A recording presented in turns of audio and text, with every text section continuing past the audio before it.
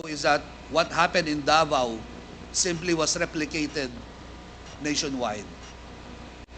I will park for the moment and allow the victims that I'm with to speak, beginning with Mr. Randy De Los Santos, the uncle of Kian De Los Santos.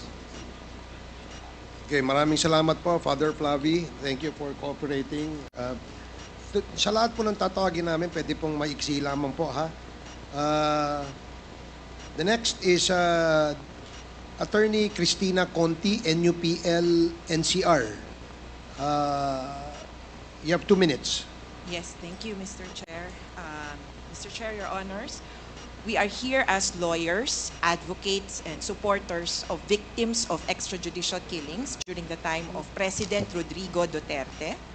We charge him as liable for crimes, the most heinous of which would be crimes against humanity in the acts of murder and other inhumane acts. And these acts would include illegal and wanton arrests and detention, torture, harassment, violations of the right against self-incrimination, and most critically, violation of the right against due process.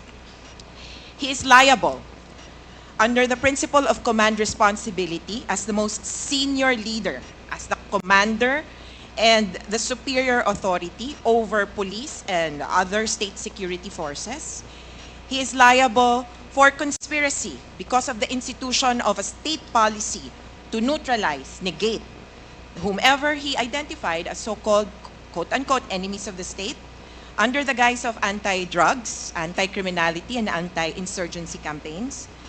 He is liable as a principal by inducement or a principal by indispensable cooperation, having ensured that these killings and these crimes are committed with horrifying impunity. Your Honor, kasama ko po ngayon ang mga parang sinakluban ng langit at lupa noong panahon na yon. Pero ililinaw po namin na hindi po kami sasama, hindi po namin susundin yung imbitasyon ni Presidente Duterte na sumama sa kanya sa impyerno. Dito lang po kami sa mundong ibabaw para po ipaglaban ang katarungan. Your Honor, please avoid yes, Your Honor. Taunting. Whatever, for lack of a better word, iwasan po natin yon. Yes, Kasi Your po, Honor. tayo po ay mga professional dito at gusto po natin na sana maging matiwasay yung ating pagpapakonduct ng hearing na ito. I hope you understand. Yes, Your Honor. I'm just echoing statements from the Senate hearing, Your Honor. But anyway, ang para po sa amin, wala pong kapatawaran kung walang katarungan at walang katarungan kung walang katotohanan. Kaya ito pong pagkakataon na ito ay para po malaman kung bakit ang quote-unquote war on drugs, gera laban sa droga, naging massacre ng mahihirap. Kung bakit, akala ko ba ubusan ng droga, ang nangyari po parang meron pa palang protector ng mga drug lord na nasa posisyon. At nandito po ang ating mga biktima para isalang po sa ating pong komite at sa investigasyong ito kung ano nga ba ang tunay na nangyari at kung sino ba ang dapat managot. Maraming salamat po, Mr. Salamat Chair. po. Salamat po, Attorney Conti. Ang susunod po na magsasalita ay si Miss Christine Pascual. 2 minuto lamang po, Mrs. Kung maaari. Magandang umaga po sa inyong lahat. Ako po si Christine Pascual, ang nanay po ni Joshua Lacsamana po. Na nangarap lang po na isang maging gamer at napagsabay naman niya po yung pag-aaral at ang kanyang kahiligan. Natanong ko lang po kasi sa aming mga nanay, kung hindi rin po, sana po, naging batas ni Mr. President po, ang pagpatay na walang makukulong, sana po wala pong maraming namatay na ganitong inosente mga bata po. At lalo din po kami nasaktan ng kalooban nung time pong nalaman namin na may reward. Parang ganun lang po, napaglaruan yung buhay ng mga mahal namin sa buhay. Kaya, kay biro man po o hindi, ang nasabi niya pong batas niya, hindi rin po maganda sa aming kamukha namin mga mahihirap. Kaya lang po, lumalakas din ang loob namin. Ito na lang po yung paraan sa kamukha namin mga mahihirap kung paano po manawagan sa inyo at buksan po ang puso nyo. Na hindi po biro hanggang ngayon, ang nararamdaman namin. Nagmahal lang po kami ng mga pamilya namin. Kaya ganito po kami lumalaban. Hindi sana magkakaroon ng ganitong maraming namatay ko. Na-disiplina po agad ang ginawang batas po ng ating presidente. Salamat po. Okay, maraming salamat po, Mrs. Ang sunod po ay si Miss Lore Paslo. Lore Paslo po. Pasko po. Lore Pasco, may 2 minuto po kayo, ma'am. Magandang umaga po sa lahat. Ako po si Liore Pasco. Nanay po ako ng 2 anak ko na pinaslang. Ano po yan? May 2017. Ito po ay isang security guard at ito naman po ay binata. Ang masakit po ay 4 po yung naiwan. Mahirap po sa amin talaga na hanggang ngayon po ay walang hustisya dahil po wala talaga pong masusing investigasyon para doon po sa mga pinaslang. Kaya nagpapasalamat po kami sa ganitong pagkakataon dito po sa binigay sa amin sa Quadcom na makadalo para po maipahayag namin ang kung anong nangyari po sa aming mga mahal sa buhay na pinatay na lang po ng ganon-ganon na lang po na wala pong tamang proseso po ng pag-iimbestiga. Kaya po isang ano rin po na kahit alam po namin talaga sa aming kalooban na talagang siyempre natatakot po kami. Pero ngayon po ay nakaharap na po namin si Presidente Duterte at sana po ay hinihiling namin na talagang lumabas po ang buong katotohanan na para po magkaroon na ng katarungan ang lahat po ng mga pinaslang, hindi lang po ang aking anak, kundi po lahat po ng mga pinaslang nung panahon ni Pangulong Rodrigo Duterte, yung madugong patayan po ng war on drugs. Maraming salamat Sige po. po, salamat din po.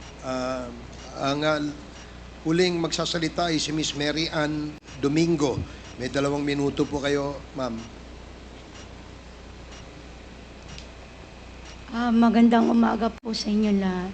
Ako po yung asawa tsaka ina nun pinaslang noong September 16, 2016 po.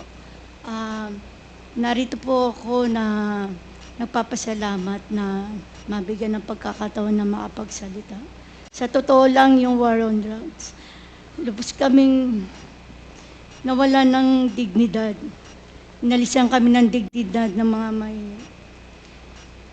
Halos naging kontrolado po ang ginawa ng war on drugs.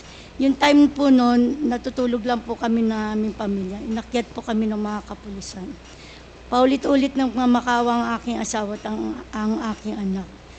Pagkatapos po noon, hinila po kami palabas. Sa pilitan kami hinila palabas.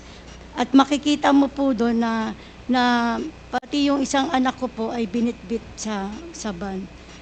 Tapos po noon, bigla po kami may mga narinig na putok. Pinatay na po yung aking asawa at anak. Yung time na yun po, halos paulit-ulit po kami nagmamakaawa na mag-ina na makapasok po doon sa bahay na yun. Pero wala po kaming nagawa dahil marami pong mga pulis na yun. Halos pinatay po yung ilaw doon po sa iskinita namin. Pagkatapos po noon, nung nadala po sa hospital yung aking asawa at anak, may lumapit po na mga kapulisan. Hindi ko po alam na soko po yun, tsaka funerarial na po yun. Yung time na yun, hindi pa po napapaslang yung asawa at anak ko. Nandun na po yung mga polis na yun. At yung funerarial na yun, na kala ko po mga polis po yung kasama po nila. Halos naging kontrolado po yung ginawa nila no, na yung ginawa po nila yun ay hindi po tama. Kaya narito po kami na sana po mabigyan ng hustisya kami mga biktima. Okay, maraming salamat po, Mrs. So, we will now proceed. Congresswoman Brosas, you are recognized. You have 10 minutes. Pasensya na po sa ating oversight. Thank you, Mr. Chair. Maraming salamat, Mr. Chair. Mr. Chair, again, i-reiterate ko lang, Mr. Chair, yung reminders no, na hindi magsabi ng pagmura, siguro, kasi sanay po yung nakaraan, kahit po sa Senate hearing, may mga ganun. Ano? Respeto naman sa atin dito, and sana po concise sa pagsagot, kung ano lang ang tanong, yun din lang ang sagot, at mag-defer ng i-defer ang mahahabang explanation kasi nakikita nyo naman, Mr. Chair, madami talagang gustong magtanong ngayon eh. Kaya sana po ganun yung ano, no? And simple lang naman po yung mga tanong ko. It has to do with kung ano din yung mga sinabi ng dating Pangulo doon sa Senate hearing.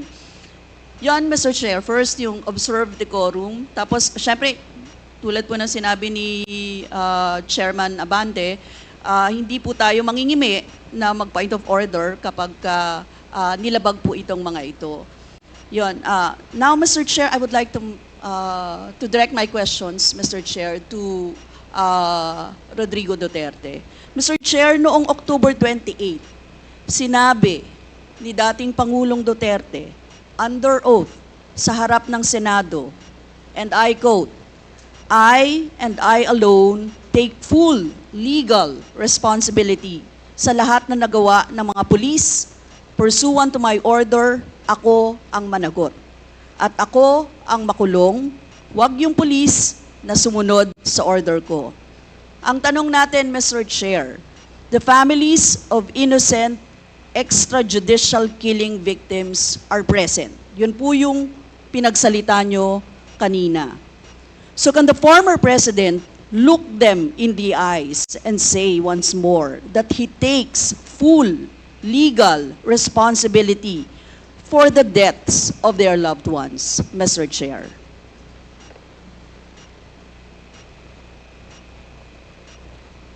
Mr. President, can you, What's the question? what is the question? Can you repeat the question? Mr. Chair, sinabi niya po na full responsibility. So, Mr. Chair, totoo ba yan? Correct. Very correct. Since I was a president, and there was this, until now, serious problem about drugs, I had to issue or make a policy statement about drugs. At all that happened, yung nangyari pursuant to my order to stop the drug problem in this country, akin yun. Akin na akin yun. Ako ang nagbigay ng order kasi ginawa nila illegal or legal, akin yun. Thank you, Mr. Chair. I take full responsibility for it. Thank you, Mr. Chair. Yun po yung tanong ko. Yung families of innocent extrajudicial killings, kayo din. File the case in court. Mr. Walang Chair. problema. Nandiyan ang korte. Yes, Mr. Chair. Second question ko. Responsable kayo kasi polisiya nyo yon. Kumbaga, tatak Duterte. Dahil polisiya nyo rin yan, tama ba? Sa Davao, nung nasa Davao pa kayo. Tama ba na tawagin po itong Davao model or Davao style, Mr. Chair? I cannot control the semantics. Mr. Chair, yes of or the no? metaphor. Davao style. Do not ask me to answer yes or no. You are not an investigator. Mr. Chair, tayo po ay nasa investigasyon kasalukuyan, Yes, Mr. but you Chair. are not an investigator. Why are you asking me to answer Mr. yes Chair, or no? tinatanong ko lang naman. Chair, point of Session order. suspended.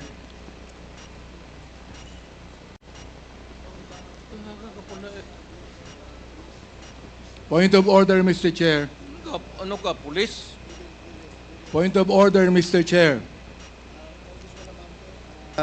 The session is suspended for the meantime, so please proceed, Congresswoman Rosas. Yes, Mr. Chair. Napakasimple lang po ng tanong ko. Tinatanong ko lang po kung yes or no, Davao style ba yung inyong modelo. Mr. Chair, ayaw niya sagutin. So, Mr. Chair, hindi ko maintindihan yon. I'm What is sorry, your personality, Your Honor?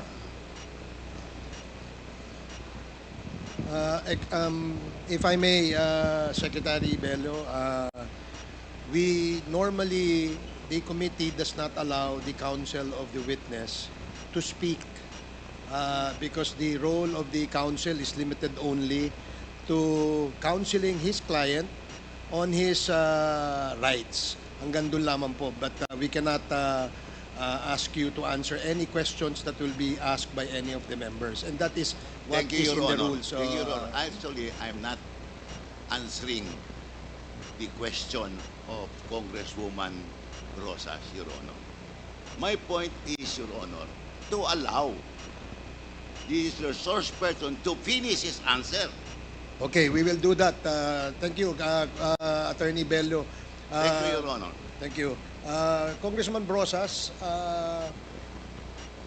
maybe it is perhaps the former president would like to elaborate on his answer. We may ask questions that is answerable by yes or no, and as much as possible, we would ask the resource person to say only answer yes or no. But if he wishes to elaborate, and as long as it is germane and related to the answer to your question, we will allow that. But Yes. we will make it very, very short. Yes, Mr. Chair. Pwede namang mag-expound, Mr. Chair. Ang tinatanong ko lang, sa particular question na yun, maaari naman siyang sagutin ng yes or no. And then the explanation, Mr. Chair. Opo, opo. Mr. Do Pres- not control my answer, kung Your Honor. This is not an inquisition. This is a democratic process of investigation. Okay, thank you, Mr. President. Sana po, if there are questions that will be propounded by the members, hopefully, medyo, kung gusto po natin mag-elaborate, we will allow that, provided that kung maaari po sanang iksian lamang po natin nang sa ganun, malinaw. And for the members who wish to ask questions that are answerable by yes or no, please make the questions very clear para ho masagot po ng yes or no, Your Honors. So I hope para ho maayos yung ating patakbo ng ating hearing sa ngayon. So please proceed, Congresswoman Brosas. Yes, Mr. Chair. Mr. Chair, ang tanong ko, sinasabi nyo rin na ang war on drugs ay talagang utos nyo. Diba? Pag sinabing war on drugs, Duterte yan. Sa inyo na nadikit yan. Unless, eto po, tanong na pwede nyo i-expound. May iba kayong gustong itawag doon? Meron po ba kayong gustong ibang itawag doon? Wala na po. Sabi ko, I assume full responsibility for whatever happened in the actions taken by the law enforcement agencies of this country to stop the drugs or the serious problem of the drugs affecting our people. Mr. Chair, next question. Nung naging mayor po kayo, sabi nyo naging safe ang Davao. Tama po ba? That would be that should be answered by a third person. I would not be answering that. It would be presumptuous of me to conclude. Hindi ako magsabi. I never said that Davao City was not publicly. Mr. Chair, as mayor, masasabi nyo na naging safe ang Davao sa panahon nyo? Talaga. Kasi Talaga. walang kriminal sa kalye, Talaga. walang snatcher, Walang snatcher. Walang akyat bahay, Walang akyat bahay. walang magnanakaw, Walang magnanakaw. walang mamamatay tao. Walang mamatay tao. So yun po lahat. Yes. Oh. So walang mga kriminal o walang insidente ng kriminalidad. Bakit po? Merong mga incident, not totally. It would be a dream of a city not to have any criminal incidents or violence. Pero overall, Davao City was safe. If the test or standard would be that a citizen of the city can walk all over the city and men and children can go home safely, unmolested, undisturbed. That was the standard that I gave to the police of Davao City. Mr. Chair, I would like to ask, no? Hindi ba nagkandamatay sila sa panahon na yon? Marami po. Sino-sino po ang mga pumatay? Wala akong listahan yan, ma'am. We have to go to the tawag nito. Hindi ko bit-bit. Ang bit-bit ko lang ho yung hindi. Mr. Chair, I would like to ask again, no? Sa inyo po na karanasan, kayo mismo ba pumatay? Ako, marami. Mga 6 o 7. So Ewan what- ko kung natuluyan yung, hindi ko na follow up sa hospital kung natuluyan.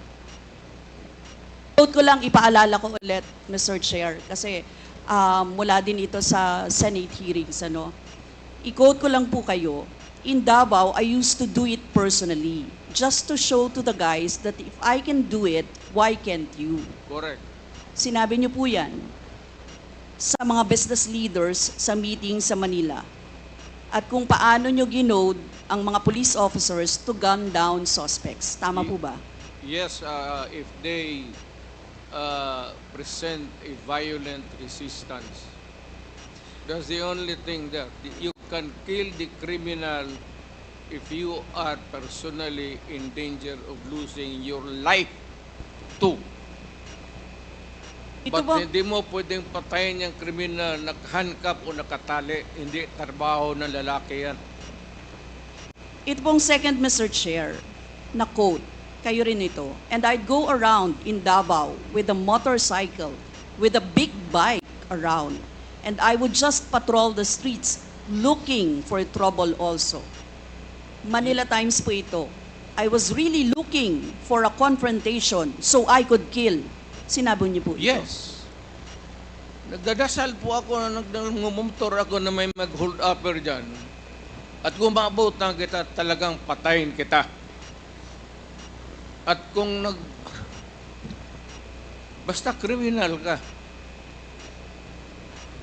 wala akong pasensya sa kriminal. Pagka lumaban, patayan. So, Mr. Chair, kanina po kasi sinabi ni Duterte na he takes full legal responsibility. Yes. Siya ang mananagot at Yes. makukulong sa ginawa ng mga kapulisan. Yes. Kung sa inyo po ang policy, inaako nyo rin ang accomplishment nito. Yung lahat po, kasi kung naaalala ko sa war on drugs, yung mga accomplishment, may nahuli, nagbebenta, gumagamit, gumagawa ng droga. Lahat yan. Ma'am, if you are the city executive or mayor, lahat ng utos mo na ginawa ng pulis and all the consequences, sagot ko yan. Pati ang ginawa ng pulis, sagot ko yan. Pati po yung accomplishment kung may nahuli, enforcement of law yun. Accomplishment din po yung na-confiscate na drugs. Tama ba? Lahat ng trabaho ng pulis, because you are the mayor, at inutos mo yan, and the consequences or sometimes it's an incident can go right and go wrong. Protektahan ko yung pulis kasi ako ang mayor. Hindi magtrabaho yung pulis, matakot yan kung hindi mo backupan. So lahat ng trabaho ng pulis, nung ako'y mayor, for the longest time, akin yan. So, Mr. Chair, alam niyo po ba kung ilan ang arrested sa mga drug operations at how much ang drug na na-seize nung time na yan? Ma'am, I was not notified in advance that I have to make an accounting for the arrested persons in Davao City. That is, I would not want to. That would not be a proper question. For a Mr. Chair, resource sabi person. niyo yung accomplishment report sa inyo yan. Accomplishment, yes. Accomplishment is another thing. But you see, to ask for the number of arrests or killings, that would be a stupid question. Mr. Chair, sinabi po ninyo na aakuin nyo lahat. Eh di syempre may accounting din kayo, Mr. Chair. At kabisado nyo, kahit nga kabisado ninyo kung ilan ang hinuli, ilan ang pinatay, ilan. Dapat may accounting kayo, Mr. Chair. And I believe, Mr. Chair, noong 2017, correct me if I'm wrong, may President's Accomplishment Report kayo, Yes, Mr. ma'am. Chair. Tanungin kita, where were you the other day at 4 o'clock in the afternoon? Point of order, Mr. Chair. Yan nga sinabi ko. Yes, may I remind our resource person, Mr. President, maaari po ay wag po, iwasan po natin magtanong sa ating po mga membro. Please answer the questions lamang po at refrain from asking questions to the members of Congress. Yan po ang nakasaad sa ating rules. Please continue, Congresswoman Brosas. Thank you, Mr. Chair. I'm sure alam po yan no, ng former President kasi siya ay naging miyembro din ng Kongreso, Mr. Chair. Yes. Yes, Mr. Chair, 2017 President Accomplishment Report meron, sinabi niyo rin naman. Ngayon, Mr. Chair, kung gano'n, handang mag-cooperate ba ang dating Pangulo sa lahat ng investigations na gagawin, Mr. Chair? All investigations. What do you mean by lahat? How many investigations do you think that I have to participate? Point of order again, Mr. Chair. That's a 1 minute suspension. walang pre.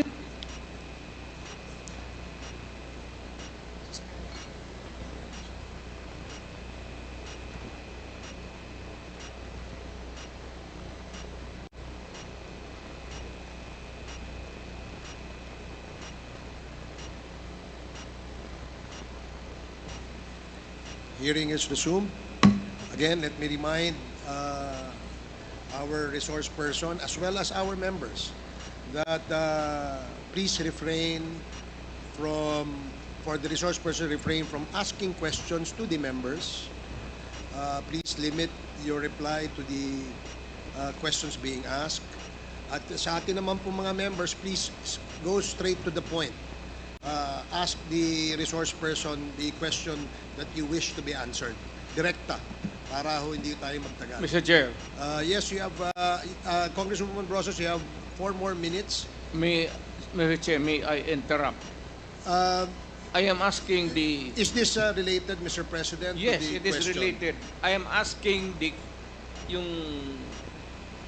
nagtatanong to lay the predicate first Okay, before, sige po. para hindi tayo mawala. Sige po.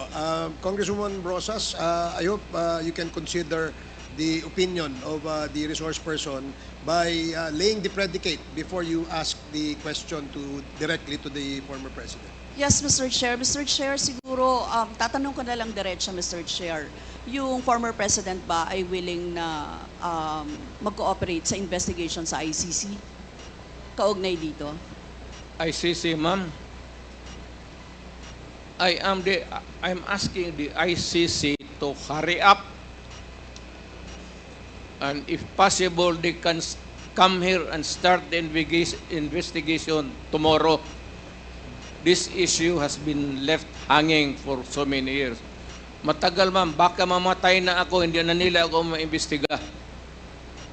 So I'm asking the ICC through you na pagpunta na sila dito bukas, umpisahan na nila ang investigation.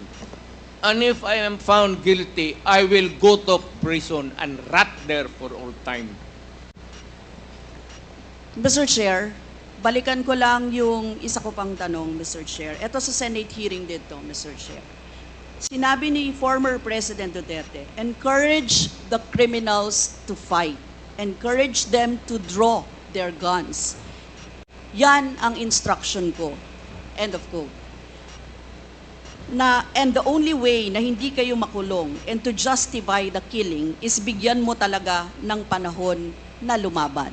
Tama po ba? Yan ang sinabi ninyo. Yes, because that would be justified kung lumaban. Yan, kasunod pa lang po yung Ang question ko. utos ko- Ang question ko po ay, bakit nyo ine-encourage yung kriminal na lumaban? Para medyo maminus-minus ang problema sa syudad ko, kung may kriminal dito na 50, kung mapatay ninyo yung 30, di 20 na lang, hindi na masyado problema dyan sa akin. Ibig sabihin, Mr. Chair, hindi mapaparusahan ang nakagawa ng krimen in self-defense. Hindi man sadya. Kasi alam naman trabaho ng police, ma'am. The policeman should know when to kill and when to injure. Hindi naman kailangan sabihin nun. May elements naman ng self-defense. Alam niyo yon, Mr. Chair.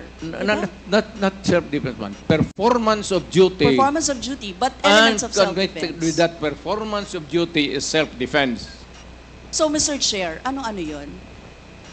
Ang what? Elements of self-defense, Mr. Chair. Self-defense is when you defend yourself to avoid injury, serious, or you die. That is applicable also to a policeman who is performing his duty, because the policeman has to confront, ang civilian has to iwasan. But a policeman, a law officer, if you are a law officer, you have to confront the criminal. Ang sanabi ko sa kanila, huwag kang pumunta dito sa akin isina na may sugat ka, sipain kita, patayin mo. Bakit ikaw ang may sugat? Wala akong my language is brutal and raw for criminals. Wala akong pasensya, ma'am. I've been a prosecutor for 9 years. Talagang sinabi ko, pag hindi na mahinto yan, patayin mo na yan. Huwag mo nang pabalikin yan dito sa opisina ko. Thank you, really Mr. want Chair. to know the truth? Ganon. Last two questions, Congresswoman Rosas.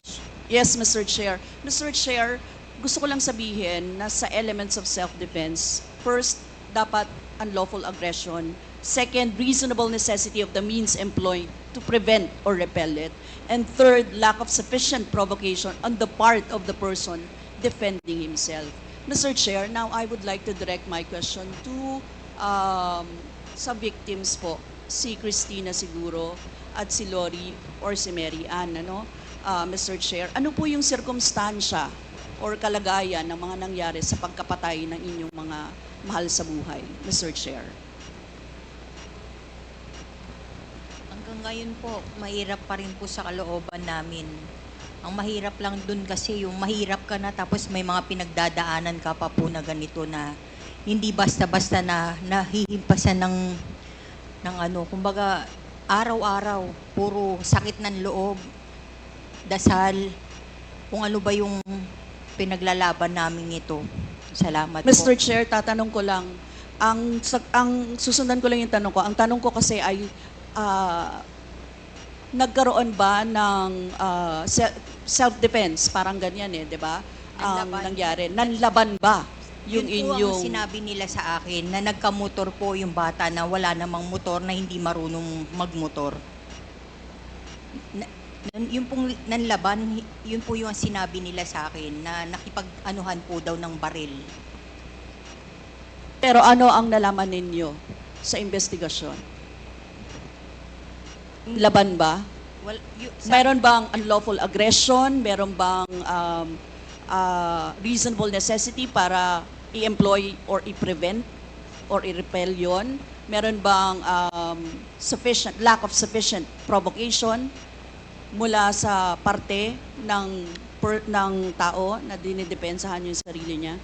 Sa lahat po ng mga nalaman ko po, dahil wala na rin naman akong ganun kaalaman ng ganyan po, lahat po yun gawa-gawang kwento po at wala rin pong napakitang ebidensya na nagsasabi ng katotohanan na nanlaban po yung bata. Si Nanay Lori siguro.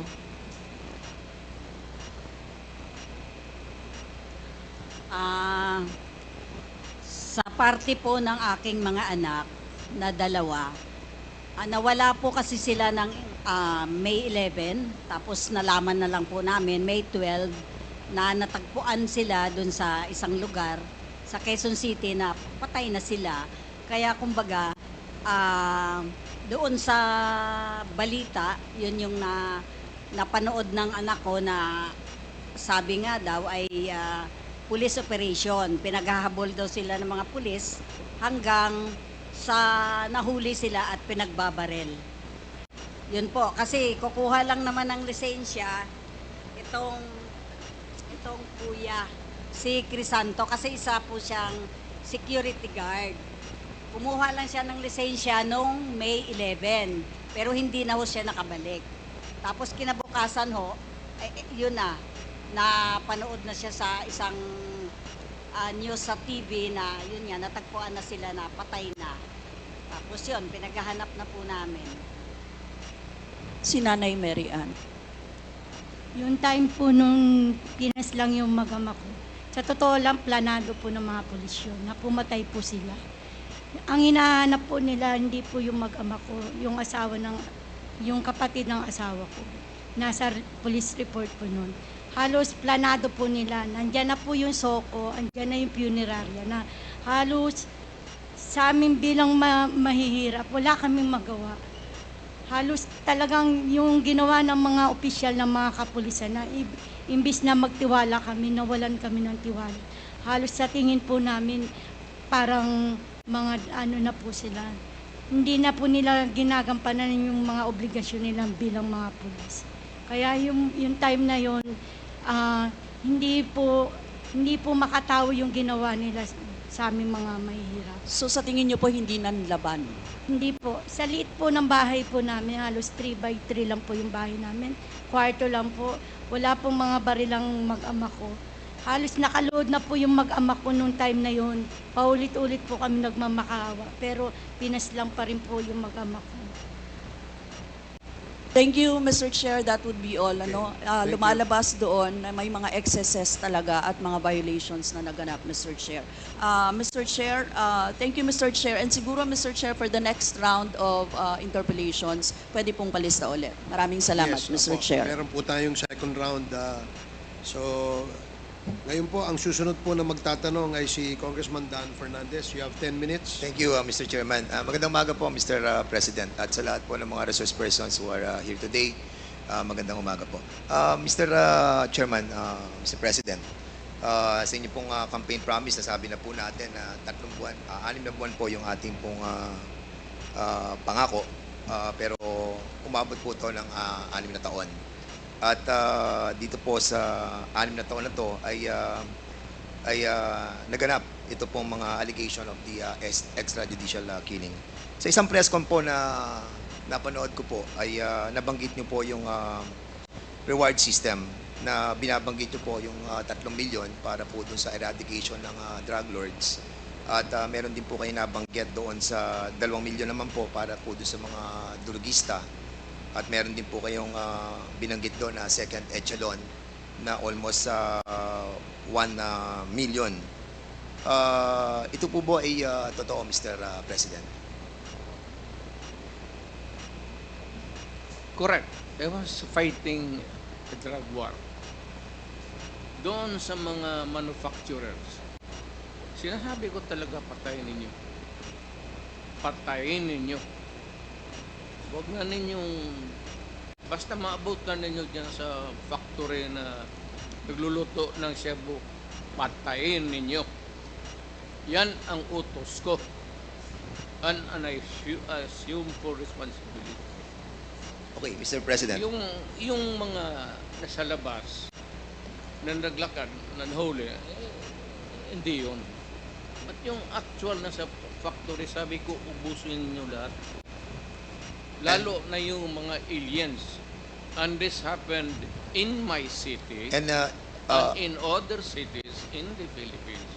and you take full responsibility for this, Mr. President. I will go to prison for that, Mr. Sir. At yun po ay in terms of policy, yun po yung inyong sinasabi. Ito po yung polisiya ng ating gobyerno, and that's the reason why ito po yung inyong pinaninindigan. Correct, Mr. President. Isahin ko na lang, and I will not repeat it. I did it as a matter of principle to protect my country. That is the long and short of it. Kung anong tanong man ninyo. Mr. Chairman, recently lang po, si PNP Chief Marbil ay meron po siyang